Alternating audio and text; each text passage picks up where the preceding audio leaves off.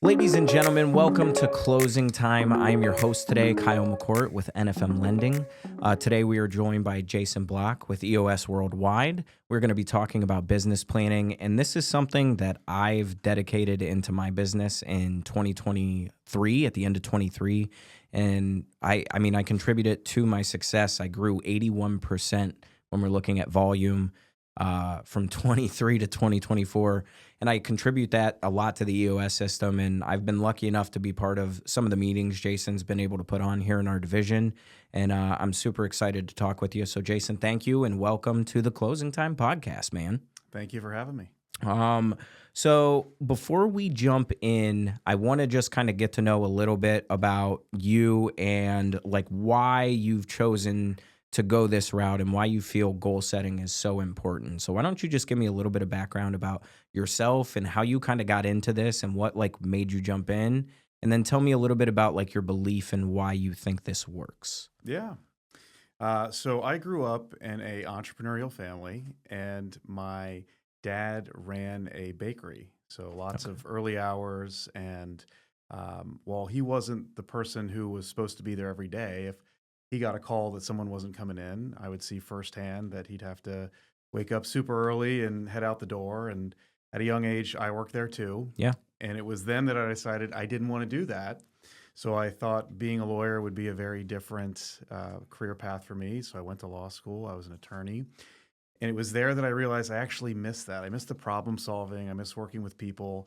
I missed a lot of those growth elements that I saw in my childhood with my family, and I wasn't doing that day to day with my work. So I had an opportunity to join Homage. It's a apparel retailer based here in Columbus. Okay. And when I got there, it was about 5 million in sales and 10 team members and tons of potential. People thought it was a great concept. They loved the product. I've bought a few things from there for Thank sure. you. Yep. Yes, we appreciate that. And we just had trouble reaching that potential. And so we were introduced to EOS at that time, and it really helped us get our goals together, help us stay on track with hitting them, which is often the hard part, Right. and gave us a system for accountability and discipline that worked for us. When was that? Like what time frame are we talking? This was 2013. Okay. All right. Yeah. So this was quite a while ago as you guys were building up. Okay. Yeah. Over the next 6 years, we grew that business to be about $25 million in revenue and 200 team members and stores Wow. across multiple cities, and had a lot of success and ups and downs in getting to that point.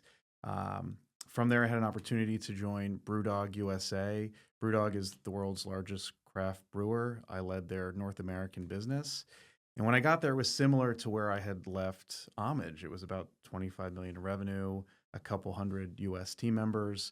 And over the next 3.5 years, was able to grow that to 50 million in revenue and 600 team members in the US. And it was using that EOS system and putting that discipline in place with our team that really helped us do that in a way that was palatable and didn't push people too hard, but still kept us having aggressive goals and reaching that growth. And it was at that time that I realized I really loved this work. Yeah. I loved working with entrepreneurs. I loved putting these plans in place. I love working with teams on how to achieve them. And so when I had an opportunity to have my own EOS practice, it was perfect for what I was looking for my next step, and took the leap and started it. And it's been a few years now. So when we're looking at your path, it sounds like you've kind of instituted this into every single venture that you've gone in. Do you find that as you're instituting that, you were like, oh, okay, I could turn this into a career? Or like, when did that switch happen? Because you said you had an opportunity. Yeah. So It wasn't right away. It was after I had done it in the second business, and I was thinking about what was next, and I learned more about myself, what I enjoy doing, how I want to spend my time. I loved building teams and having a lot of team members. It's also the hardest thing. Working with people. If you have 600 people on a team, there's 600 different sets of needs and goals and Personalities. Personalities. That's right. And I was looking for something a little bit different and wanted to try something new. And when I really thought about what I loved and where I thought I could add value, this was top of mind, and it's been a great transition. So you've seen the impact, obviously, and that's kind of like where you've instituted that. So when did you start EOS Worldwide? Take me through like the Yeah, start time frame and things like that. sure. So US Worldwide was started by Gino Wickman, lifelong entrepreneur. He created this amazing system. When I was at Homage, we took part in this system that he created. We worked with a gentleman named Alex Freitag. He was amazing. He's a good friend of mine still, a colleague of mine. Um, there are so many different business books and systems that you can use. What I loved about EOS was just how they make everything so simple. Hmm. And so, you know, it is human nature to want to overcomplicate things. You think it needs to be harder than it really is. And so, having this setup of tools and this complete system that helps teams and leaders operate in a way that really gives you the absolute necessities on what it takes to grow your business, to have a healthy team, to gain traction. It just was the best one that we found, that I found, and it worked so well that Yeah. it was clear to me that that was the right one to continue taking to others. And talk to me about the like framework and the like implementation of it, because we're kind of getting into that. And that's something that I found very successful in my business because as a loan officer and I'm sure as a real estate agent, we're always kind of handling like the closest fire. And so learning how to prioritize and learning how to set goals and doing that. So take me through like the SMART framework and like take me through a little bit of starting that and tell us a little bit more specifically about EOS. Yeah. So I guess I'll start with who we typically work with. Yeah. It has to be teams and organizations that are growth minded and willing to be vulnerable and acknowledge where they could do some things better, and really have that want to make some changes. Because if organizations don't want this for themselves, it doesn't matter how much I believe in it, how great I think the system is, they have to do the work of Yeah. putting it in place. So, you have to be talking to a team who wants this and sees that they can do things better. And, if an organization, if a team is hitting on all cylinders, I can promise you that not all of your competitors are. And Right. that doesn't mean that some of them aren't going to be successful. You, Right. you can be. It's just a harder path to be successful. So, finding those organizations that have those goals in mind and are willing to be open and honest with each other about how they get there, like that is a very big part of it. Um, as far as the EOS system, we really focus on three areas. First, it's vision. Where are you going? How are you going to get there? Making sure that it's shared by everyone in the organization, because oftentimes when you're talking to a leader, like they know what they want and they see what the future should look like. Has that been communicated and has that been distilled in a way that everyone on the team is going to, one, want to be a part of it, and two, know the role that they play in helping you get there? And sometimes you have to remind people that, yeah, it's great that you have this vision. That's exciting, but you got to make sure it is communicated and shared in a way that is digestible and simple for the team. So working with them on the vision is the first part. And you like going through that experience, I think that was one of the most rewarding things. Like our president, Daniel, is always presenting and he's always worried about giving that vision. Having you lead our meeting was nice to see him as a participant. And I think it really helped us as a group drive home like, okay, hey, this is our vision. We understand where things are. And you set those expectations up front during the meeting too. Like that's something I've never had an experience of. Like you ask permission to, hey, if you start politicking, I remember hearing that. And I've even used that in a couple meetings like, hey, I need your permission to be able to move us on from that. And that goes back to like that growth mindset. So like, what are you doing when you're talking the vision? How do you help people identify and get on that track of like the same vision? How are you helping those leaders communicate in those meetings during Yeah. that time? Well, I'd say, first you mentioned the part about how in the past it was the leader within your business, Daniel, in this case, taking the team through it. Mm-hmm. It can be hard to be someone who is facilitating those conversations, but also wanting to play a role in participating. Right. So having someone outside of the organization help, and then everyone within the team gets to take part, you can get a lot more out of it. And you're not thinking about how much time you have left to get to the next part of what you accomplish. Right. You're actually just participating and putting your thoughts in there with the rest of the team. So that's part that's really helpful. But as far as how you get people aligned on it, there's a couple things. First, by doing it as a team and not just the person at the top or the leader who's responsible for the whole organization, if you do it as a leadership team, one, you're getting other opinions, you're getting feedback, you're, testing some of the things that you think might be the right path, but maybe there are some challenges that you hadn't thought through. Hmm. But even if that vision ends up being exactly what the leader thought coming into the meeting, by having that process of getting everyone on the leadership team to participate in getting there, and they're asking their questions and offering their feedback, input equals buy-in. Yeah. And by them playing a part in that conversation, even if it lands in the same place, oftentimes, most times it doesn't, they're going to be more invested and committed to that being what happens, and they're going to be more excited about actually playing a part and getting you there. Yeah. Well, human psychology and sales, we talk all the time, like get it to be their idea. And that's kind of that same thing. Even if you end up in the same spot as the leader had pictured, the benefit is everybody agrees on that. And that was one of the biggest takeaways from this year's meeting that I was like blown away by, to be able to collaborate with your leadership rather than be directed by your leadership is so impactful. And like that really does kind of like row the boat in the same direction, to steal from Coach Peck there. Um, Tell me a little bit about how you should structure your goals. Like when you're talking about these visions, obviously there's goals to get there. What is the best practice to like set goals? How do you determine if a goal is good? Yeah. Well, a couple parts of that. First, you're better off starting with setting your longer term goals. Starting 5 to 15 years out, whatever time frame makes sense for you. And Okay. why that is a good starting point is if you don't know what you're targeting, where you're trying to get to, how do you get to the point of like what I'm doing day to day, week to week, month to month? You have to know like what you're trying to achieve at a larger scale. And then backing that down to a 3-year picture is how we work with teams on that. Right. What does 3 years from now need to look like if you're going to be on track for that longer term target?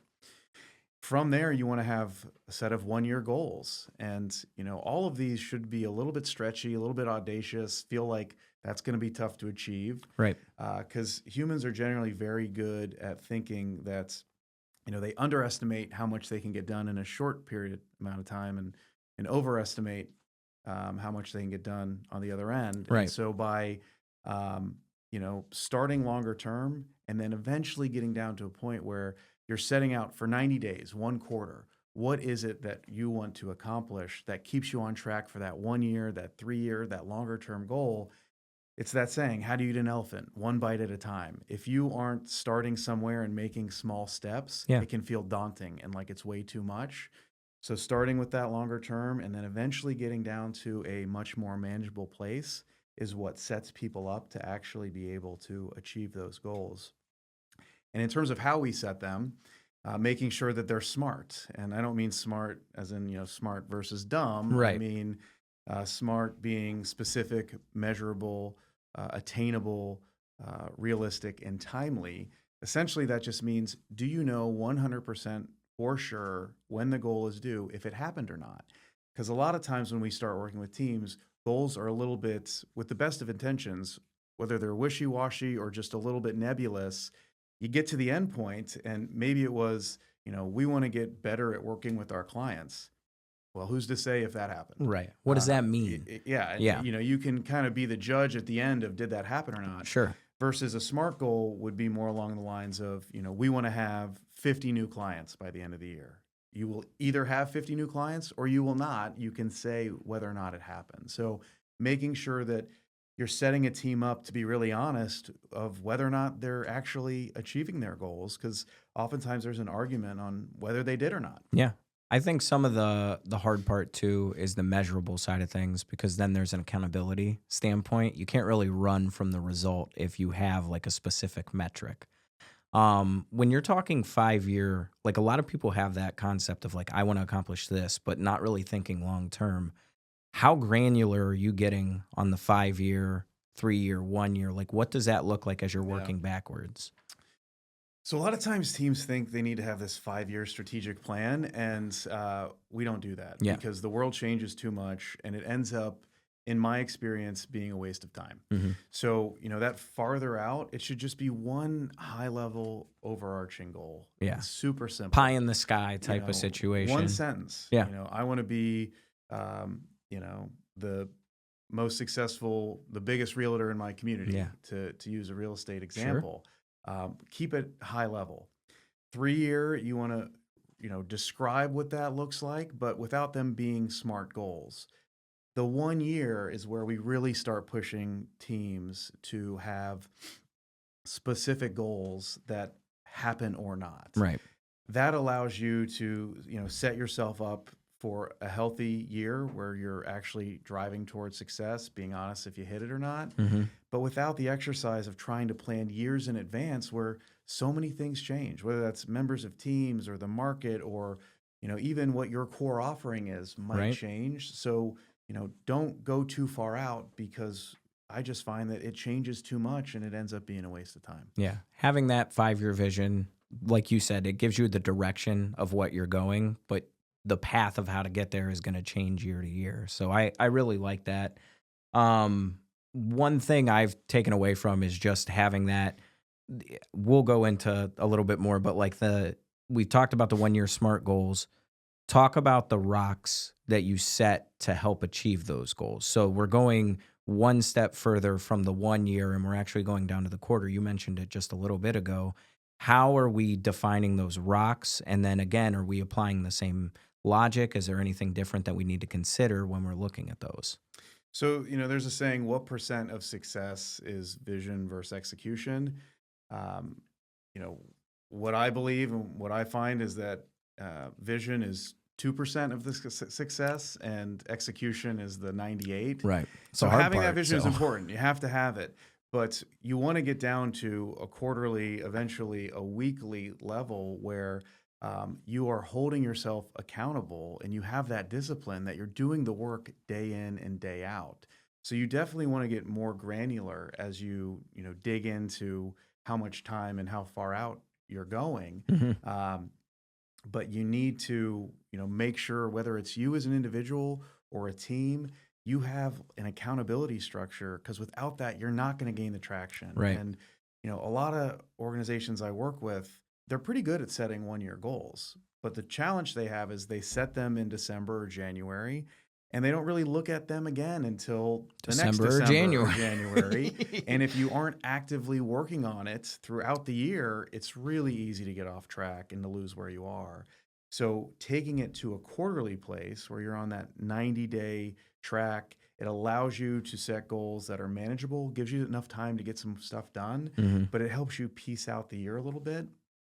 Then that allows teams on a weekly level or individuals to say, how am I doing relative to what needs to happen this quarter? yeah. What do I need to do this week to keep me on track for that 90-day period? These things should all stack up together. But if you can't bring it down to like what you need to do today or this week, it's easy to say, either I'll do it in the future or to lose track of what you're even doing. Right. So, getting it down to a place where people can think about it in terms of what do I need to do today is really helpful. Also, it just makes it sound so much more achievable. I mean, Yeah. if you had a goal for, you want to have 40 new clients in a year, well, if you need to have 40 new clients, you might need to have 400 conversations. Well, telling yourself I need to have 400 conversations can feel like a lot. Well, what does that actually come down to on a weekly level? And on a Right. weekly level, you need to have 20. So in a day, you need to make 4 phone calls. 4 phone calls might be a whole lot easier to wrap your head and your schedule around Much more palatable. than 400. Right. So it really helps people set themselves up for this is what I have to do today. It's manageable. I can do it. If I do this every day, when I get to the end of the year, I will have accomplished a lot more and been on track for what might have felt like a really lofty goal to set for yourself or for the team. Definitely. And the nice thing with the rocks as well is it gives you, like you said, the accountability. We've set up a lot of systems when I'm doing business planning with partners. We're checking in on those quarterly rocks. They may have due dates in between then because it doesn't necessarily need to take 90 days to complete that. but you're doing those quarterly check-ins, the bite of the elephant, if you will, to kind of use your analogy from earlier. You're taking that one bite at a time each time to kind of make those progress steps. And that's one big tool that I've been able to implement with our team. We're growing our branch up in Cleveland, not just here in Columbus. So anybody in Cleveland that wants to hop on the train. But utilizing those things and hearing your success gives me a lot of hope. And obviously seeing the success from NFM and our leadership gives me a lot of hope that we're going to see the same. Talk to me about the tools. Obviously, we've talked about the goal setting. Are there any other tools that people should make note of after they've done this? What are like your best practices for like revisiting weekly, achieving those 90-day rocks? Yeah. Talk to me a little bit more about that. It goes to something you were just saying, how are you like holding yourselves accountable? And so if you have a team, it is weekly, just checking in and being honest whether you're on track or off track with these goals. One, people like being successful. They like sharing that with Right. people that they've achieved what they're trying to. So, it puts that in their mind that I don't want to tell the team that I'm off track. So I'm going to be doing the work I need to before I have to check in next week. Right. But I find that with, maybe you don't have a team. Maybe you're independent. Maybe you, work for yourself, or it's not a structure where you have that. Right. It is such a good practice to have, start a peer group. It might just be you and one other person where you're committing to, 30 minutes Yeah. once a week. You've set these goals for yourself. You're going to share with someone else how you're doing. They're going to share with you. Because without that built-in recurring structure of checking in, it's just human nature to get away from it and to give Right. yourself a pass or to take the week off. And you're not going to hit every goal every week. But if you are hitting them more often than not, if you are checking in with someone who also needs that accountability partner, it's just a really simple way to set yourself up to gain more traction, to see more of that success. So, if you don't have a team, don't let that stop you. Yeah. Find someone who wants to grow like you do. Set these goals, share them with that other person, that other people in that group, and stick to a cadence of doing it so that you have that group that you're helping hold them accountable. They're helping hold you accountable. You don't have to have some, corporate structure for this to be a practice that works for you. Right. Set it up for yourself. Well, there's a lot of tools, I think, with our business. Realtors, when they're not part of a team, they struggle with that. I hear a lot of times they don't have structure. They're still learning things, especially newly licensed. So it's good to hear like that collaboration piece, finding a mentor, finding somebody that can hold you accountable, whether it's somebody that's going through it. That's a really good tool to use, being like an individual agent. Obviously, our market has changed a lot. I don't know the number of realtors, but I know that we have gone under 100,000 loan officers in 2025. So, I mean, we've seen it go down from 300,000 to under 100,000 now. Talk to me about how this helps us overcome challenges and strategies, or I'm sorry, challenges and roadblocks. So, if you have a business plan and let's say the bottom's fallen out, how do you feel doing EOS sets you up to pivot in the face of something catastrophic that's preventing you from hitting your goals? Yeah, I mean, part of what I'm hearing you say is there's sometimes external market Yeah. factors that play a role, and those are always, regardless of what industry you're in, that's going to be a thing.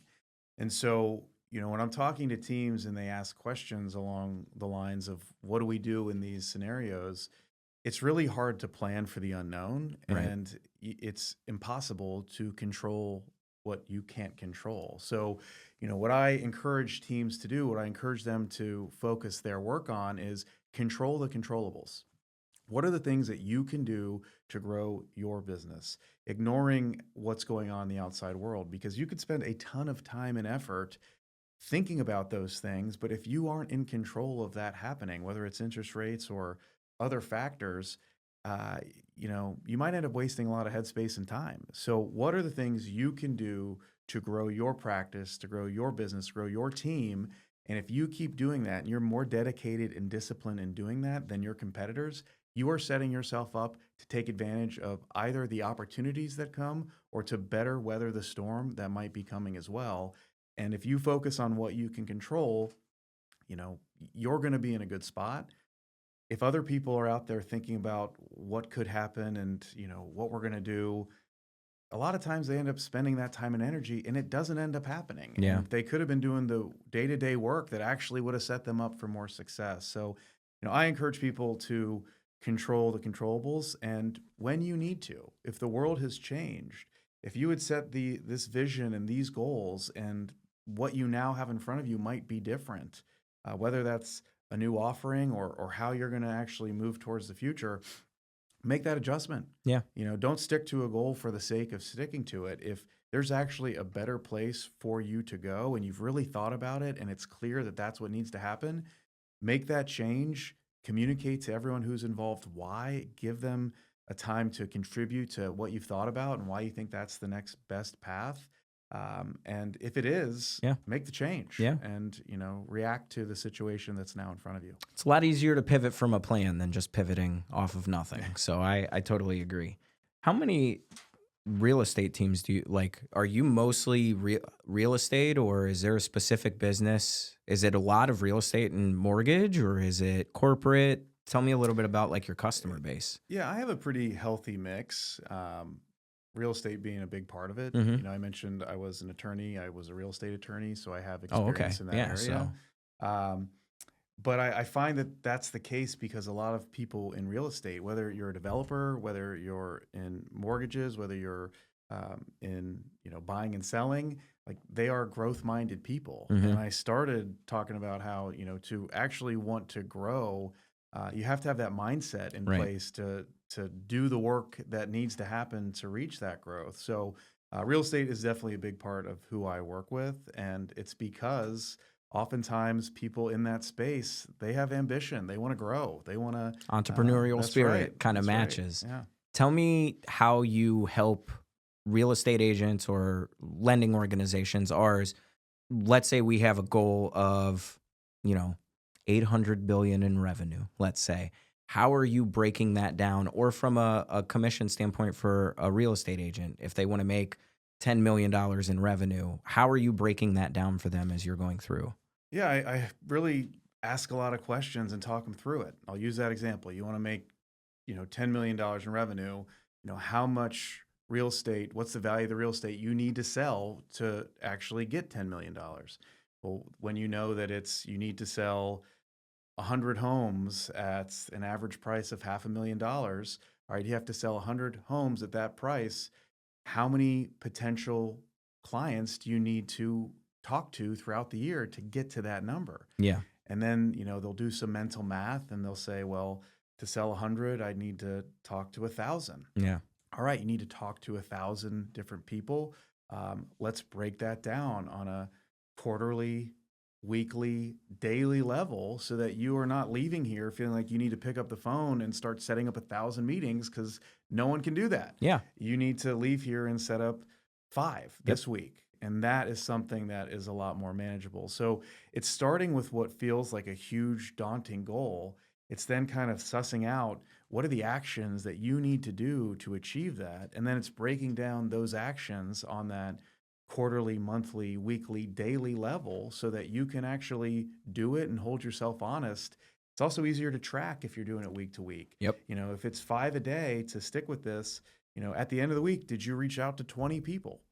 Yes or no? Yes or no. And 20 is a more manageable number than 1,000. Yeah. So it gives people, one, it simplifies it a little bit, and two, it's easier to keep track of if you're doing it at that more granular time scale than thinking about the year as a whole. And it helps you develop systems too. Like when you're doing that, you're identifying your measurables. Like all the way through there, we identified, are you making your calls? Are you doing this? Now you can put systems in place to help you achieve that. How are you making the calls? How are you tracking them? So on and so forth. And that goes back to the rock side of things, is where I guess I'm going with that. What tools have you seen or have you used when, and I think we've all been there, the burnout stage of the year? You've been going 1,000 miles an hour.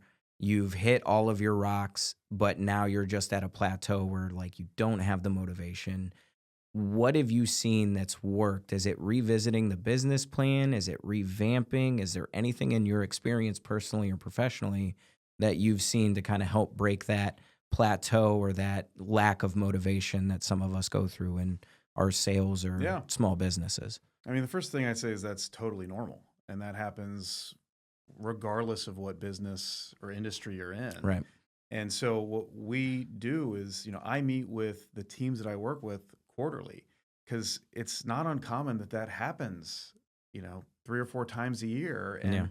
And, taking a break, looking back at what you actually accomplished, looking forward at what you still want to accomplish, maybe some things you didn't get done that you still want to, celebrating those wins, and then making that new plan. And it can be something that takes you from feeling like you've hit a ceiling or that you've lost your motivation to you now have some clarity around what you need to do going forward. Yeah. And it can be invigorating to, yeah, we did accomplish that. Or here's where we fell short. And if we had done these extra things where that might have been different, and it sets people up to leave the room excited about, okay, here's what we got to do now. And whether it was a good quarter and they're just feeling worn out, or it wasn't a great quarter and they, need to leave feeling like there is opportunity, having that really quarterly look helps you get your mind right. Around the future and get excited again about what's ahead of you. I love that. You said a couple things. Celebrating the wins. I think we all are a victim of that. The losses always stick out more than that. So reminder of that. And taking a break. I tell myself often, slow down to speed up, and just kind of taking those extra moments and reminding yourself it's okay to take an hour to catch your breath or whatever. And I think that's something that, grind culture and everything. Yeah. It's nice to remember to just kind of like, all right, I have accomplished this, or, oh, if I would have done this, I'm not as far from my goal as I may feel in that day. I guess kind of wrapping up here, what are 3 tips that you would give to crush? We've talked a lot. So like the 3 biggest things that we've either mentioned or that we didn't mention, what are the main focuses that people need to do to crush their goals in 2025? To break it down to 3, I think the most meaningful are, 1, set your goals, that vision for what you want to do this year. Mhm. You got to start there. 2, break that down into what you need to do on a quarterly level to stay on track for accomplishing what you need to within the year. And 3, find that accountability partner, peer group, team that you're going to check in with week to week and share whether or not you're on track or off track. These are really simple things, Yeah. but like that structure, anyone can put it in place. That is not something that is out of reach for anyone. And Right. you just have to be disciplined. And if you're disciplined in doing that, the results will follow. One other thing, you asked for 3, but I'm giving one more. Please, So, many as you want, man. The thing that sounds like really minute, I see it in my experience. I see it with clients that are out there selling.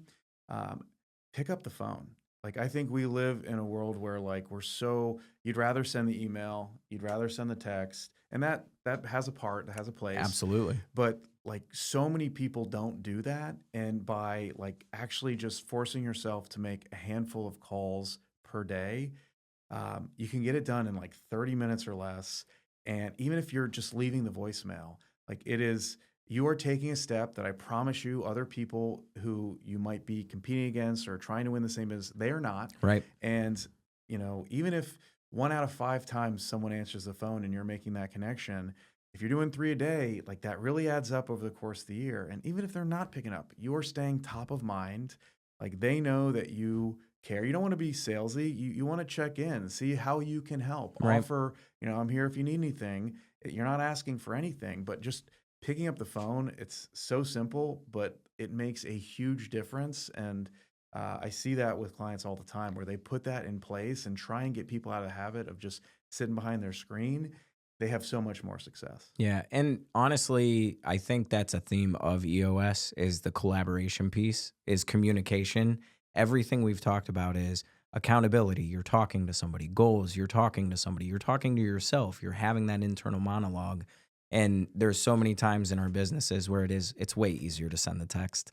It's 8:00. You don't want to do it, but having that 10-minute phone call makes all the difference. I really like that one. Before we actually do wrap up, book recommendations. Because EOS obviously is very large. There's a lot on there. What are your top tools in doing a deeper dive for those that want to learn about EOS and apply it to their business on maybe more of a granular Yeah. level? I mean, the best one that I have to mention, it's called Traction. It's by Gino Wickman. It really just kind of describes, uh, what those 6 key components of a strong business look like, and breaks it down. That's actually how I got into EOS to begin with. I read that book. It spoke to me. It was clear all the places we were running into challenges, and it actually provides some hope and optimism. Like, oh, okay, there is a way for us to figure this out. Um, that's a great one. Um, there's another, the 5 leadership abilities. Pat Lencioni has written some great books that he writes them as fables. And so, if you don't like kind of more of an instructional Sure. business book, they're written around, teams that he kind of makes up, but actually puts a lot of important themes in there. So Gotcha. they read So it's more really like easy. storytelling type of. It is definitely like storytelling. Um, Another one that resonates with a lot of teams, there's a book called What the Heck is EOS, if you're really Dude, curious about I that. was really hoping you Yeah. were going to say that And one. it Yeah. really breaks it down. So Cliff it gives you a notes. That's Yeah. right. As an introduction for anybody, because it can be overwhelming. Like when I went through this whole thing and applying it, it's tough to take a look at your business. And it hurts the ego when you're first looking at it and you have to admit some of those weak points. But What the Heck is EOS was like one of the things where I was like, okay, this isn't as scary. Traction was one I finished last year that really was kind of like, okay, this is obtainable. So I'm glad you mentioned that one. And the title for the Pat Lencioni book is The 5 Dysfunctions of a Team. It wasn't coming to me at first, but No, you're good. That is a good one to get to Okay. as well. I haven't had that one. Anything you're doing in 2025 to add on to what you've done from an experience? Like, is there anything new that you've done, or are you just sticking to the main thing because you know it works? I mean, for me, part of it is, I always set my business goals, what I want to do this year. It's what we've been talking about, but I make sure to wrap in some personal goals. Yeah. Business goals need to be accomplished for those to be achieved as well, but don't leave yourself out of it. Whether that is a workout routine or trips you want to take with your family or things you want to do with your kids, whatever that is, Yeah. like make that a part of it. Maybe not the majority, but it's good to have that in there because so much of your life is outside of like what you do for work. And if there's something you really want to focus on for yourself, I would definitely include that. I have some personal goals around health and fitness that I want to achieve this year. So outside of what I want to do professionally, I make sure that's accounted for because I want to keep myself honest and hold myself accountable on that front too. Good for you, man. Awesome. Thank you for that. We did a little EOS with my wife this year to kind of like organize. How'd that go? She loved it. She feels very more organized and now she can hold me a little more accountable, which is good and bad. Yeah. We'll see. Be careful what you wish for. I'm a little behind. The rocks that I mentioned, those are the ones I'm a little behind on, but, we'll work it out. But honestly, Jason, thank you, man. This is something I truly believe in. And honestly, like your professionalism and the way you approach with this, the last meeting, it's been very inspiring as we move into the next stage of NFM and what we're trying to do for our clients. And I appreciate you sharing all your insight. And I'm excited, man. I appreciate it. Thank you. It's always more fun for me to work with clients who, want that growth to be there and are really dedicated to the process. So it's been a pleasure on my end and really appreciate it. Awesome.